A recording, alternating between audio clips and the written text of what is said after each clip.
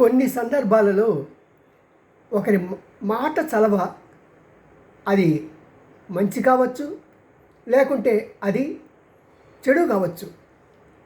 మనం పాకిస్తాన్ మొట్టమొదటి ప్రధాని జిన్నాని కనుక జ్ఞాపకం చేసుకుంటే అతను తన ప్రజలకి ఒక మాట స్పష్టంగా చెప్పాడు. పాకిస్తానీలకి అన్నం లేకపోయినా పర్వాలేదు, కానీ పాకిస్తానీలకి మాత్రం అణుబాంబు కావాలి అని ఒక దృక్పథంతో ఆ యొక్క పాకిస్తాన్ని ఆ యుద్ధాలతో పాటు భారతదేశం మీద ఎంతసేపు ఏడ్చి ఆ ఏడుపు వాళ్ళ దేశాన్ని శాపంగా మార్చుకొని ఎక్కడ ఒక ఇండస్ట్రీ పెరగలేదు, ఒక వ్యవసాయం పెరగలేదు, ఒక చదువులు పెరగలేదు, అలాగ నాశనం చేసుకున్నారు. మరి ఈరోజు పరిస్థితి అంతే కదా.